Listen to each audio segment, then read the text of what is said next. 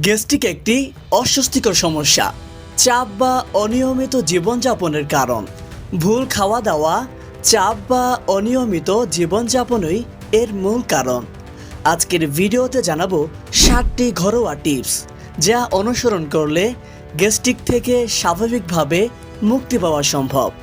Gastric কী এবং কেন হয়? গ্যাস্ট্রিক বা অ্যাসিডিটি তখনই হয় যখন পেটে অতিরিক্ত অ্যাসিড তৈরি হয়।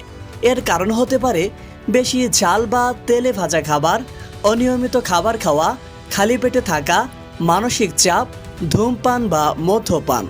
যদি লক্ষণগুলো নিয়ে কথা বলি তাহলে বলতে হয় বুক জ্বালাপোড়া করা, পেটে ফাঁপা বা ব্যথা, খালি পেটে বেশি সমস্যা, ঢেকুর ওঠা, ক্ষুধা না লাগা বা বমি ভাব।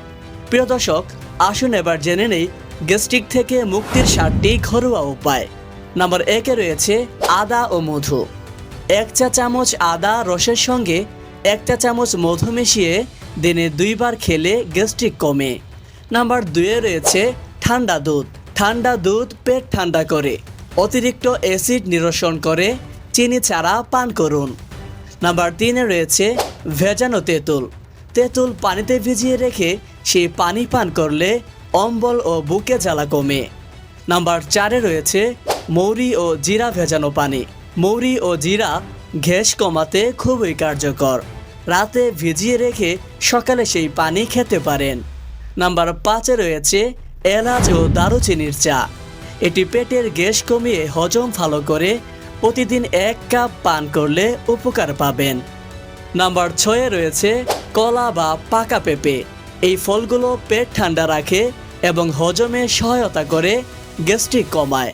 নাম্বার 7-এ রয়েছে ধূমপান, চা থেকে কফি ও তেলে ভাজা এড়িয়ে চলা। এছাড়াও কিছু অভ্যাস গড়ে তুলুন, যেমন খাবারের নির্দিষ্ট সময় ঠিক করুন, অতিরিক্ত খালি পেটে থাকা এড়িয়ে চলুন, রাতের খাবার ঘুমানোর অন্তত 2 ঘন্টা আগে খেয়ে ফেলুন, পর্যাপ্ত পানি পান করুন, মানসিক চাপ কমাতে হালকা ব্যায়াম বা মেডিটেশন করুন।